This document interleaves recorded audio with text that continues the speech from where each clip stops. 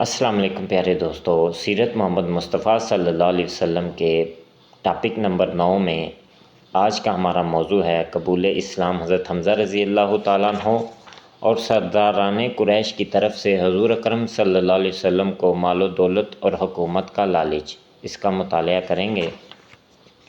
بسم اللہ الرحمن الرحیم۔ قبول اسلام حضرت حمزہ رضی اللہ تعالیٰ عنہ۔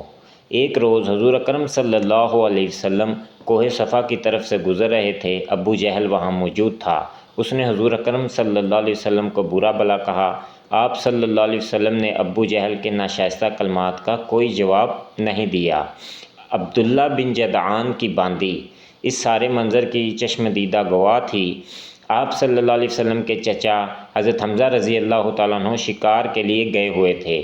جب آپ واپس آئے تو عبداللہ بن جدعان کی باندی نے تمام ماجرا بیان کیا۔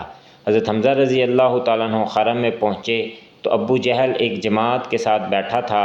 حضرت حمزہ رضی اللہ تعالیٰ عنہ نے اپنی کمان زور سے ابو جہل کے سر میں ماری کہ اس کا سر زخمی ہو گیا، اور کہا کہ تو محمد صلی اللہ علیہ وسلم کو گالیاں دیتا ہے، میں خود ان کے دین پر ہوں۔ بعض حاضرین مجلس نے ابو جہل کی حمایت کرنے کی کوشش کی تو ابو جہل نے انہیں منع کیا اور کہا، آج میں نے ان کے بھتیجے کو برا بھلا کہا ہے، ان کو ان کے حال پر چھوڑ دو۔ حاضرین مجلس میں سے کسی نے کہا، اے حمزہ رضی اللہ تعالیٰ عنہ، کیا تو صابی ہو گیا ہے؟ حضرت حمزہ رضی اللہ تعالیٰ عنہ نے جواب دیا، مجھ پر رسول اللہ صلی اللہ علیہ وسلم کی حقانیت اور صداقت ظاہر ہو گئی ہے۔ میں گواہی دیتا ہوں کہ محمد صلی اللہ علیہ وسلم اللہ کے رسول ہیں، اور جو آپ فرماتے ہیں وہ سراسر حق ہے۔ میں کبھی اس سے باز نہیں آؤں گا، تم سے جو ہو سکتا ہے کر لو۔ یہ کہہ کر حضرت حمزہ رضی اللہ تعالیٰ عنہ گھر تشریف لائے۔ شیطان نے دل میں وسوسہ ڈال دیا کہ اے حمزہ، تم سردار قریش ہو، تم نے اس صحابی کا اتباع کیسے کر لیا اور اپنے آباء و اجداد کا دین کیوں چھوڑ دیا؟ اس سے تو مر جانا ہی بہتر ہے۔ جس سے حضرت حمزہ رضی اللہ تعالیٰ عنہ کچھ تردد اور اشتباہ کا شکار ہو گئے۔ حضرت حمزہ رضی اللہ تعالیٰ عنہ نے اللہ تعالیٰ سے دعا مانگی، اے اللہ، اگر یہ ہدایت ہے تو اس کی تصدیق دل میں ڈال دے، ورنہ اس سے نکلنے کی کوئی صورت پیدا فرما۔ ایک روایت میں ہے کہ تمام شب اسی بے چینی اور اضطراب میں گزاری۔ صبح حرم پاک میں ظاہر ہوئے اور دعا مانگی، اے اللہ، میرا سینہ حق کے لیے کھول دے اور اس شک اور تردد کو دور فرما۔ ابھی دعا ختم نہیں کر پائے تھے کہ تمام خیالات باطلہ ان کے سینہ سے صاف ہو گئے۔ اس کے بعد حضرت حمزہ رضی اللہ تعالیٰ عنہ حضور اکرم صلی اللہ علیہ وسلم کی خدمت میں حاضر ہوئے اور تمام واقعہ بیان کیا۔ آپ صلی اللہ علیہ وسلم نے ان کی استقامت اور دین اسلام پر قائم اور ثابت رہنے کی دعا فرمائی۔ اسلام قبول کرنے کے بعد حضرت حمزہ رضی اللہ تعالیٰ عنہ فرماتے ہیں، اے میرے بھتیجے، آپ اپنے دین کو علل اعلان ظاہر فرمائیے۔ خدا کی قسم مجھے دنیا مافیہ بھی ملے تب بھی آپ کا دین چھوڑ کر آبائی دین اختیار نہیں کروں گا۔ حضرت حمزہ رضی اللہ تعالیٰ عنہ کے قبول اسلام کے بعد کفار یہ سمجھ گئے کہ اب حضور پاک صلی اللہ علیہ وسلم کو ایذا دینا آسان کام نہیں۔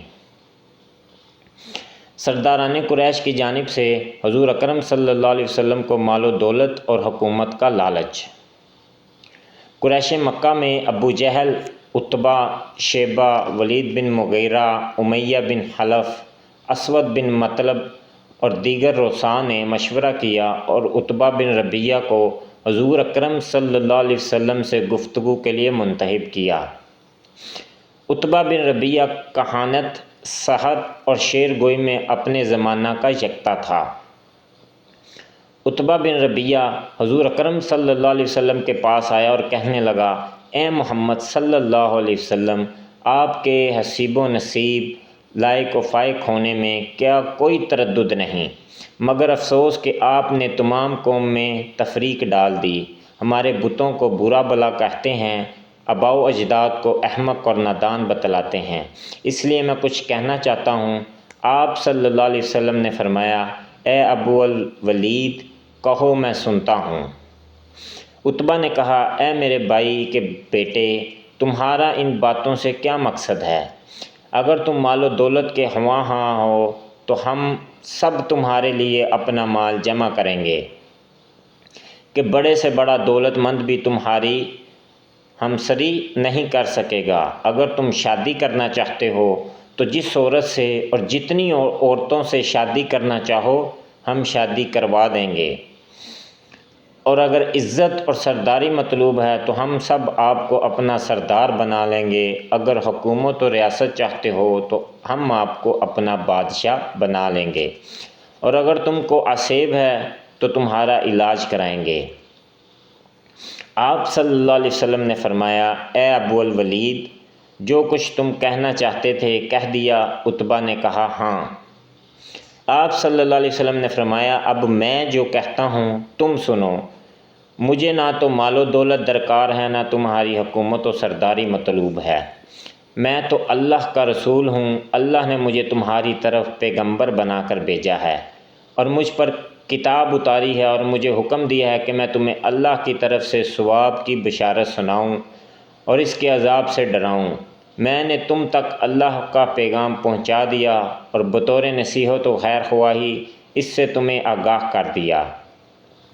اگر تم اس کو قبول کرو تو تمہارے لیے ثواب دارین اور فلاح کونین کا باعث ہوگا، اور اگر نہ مانو تو میں صبر کروں گا یہاں تک کہ اللہ میرے اور آپ کے درمیان فیصلہ فرمائے گا۔ اس کے بعد آپ صلی اللہ علیہ وسلم نے سورہ حامیم سجدہ کی ابتدائی 13 آیات کی تلاوت فرمائی۔ عتبہ پیچھے ہاتھ کی ٹیک لگا کر آیات سنتا رہا، لیکن جب آخری آیت پر پہنچے تو عتبہ نے کہا، آپ صلی اللہ علیہ وسلم کے منہ مبارک پر اپنا ہاتھ رکھ دیا اور آپ صلی اللہ علیہ وسلم کو قسم دے کر کہا، آپ ہم پر رحم فرمائیں۔ عتبہ ڈرا ہوا تھا، کہنے لگا، کہیں قوم عاد اور قوم سمود کی طرح اسی وقت مجھ پر کوئی عذاب نازل نہ ہو جائے۔ اس کے بعد آپ صلی اللہ علیہ وسلم نے سجدہ کی آیت تک تلاوت فرمائی اور سجدہ تلاوت فرمایا۔ پھر آپ صلی اللہ علیہ وسلم عتبہ سے مخاطب ہوئے، اے ابو الولید، جو کچھ سننا تھا تم سن چکے، اب تمہیں اختیار ہے۔ عتبہ آپ صلی اللہ علیہ وسلم سے رخصت ہوا اور اپنے رفقاء کے پاس واپس آیا، لیکن اب وہ پہلے والا عتبہ نہیں تھا۔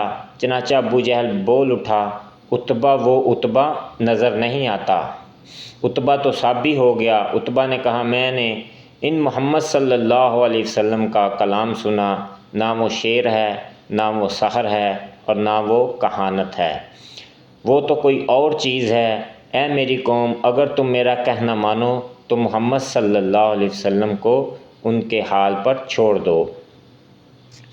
خدا کی قسم، میں جو کلام ان سے سن کر آیا ہوں عن قریب اس کی ایک شان ہوگی۔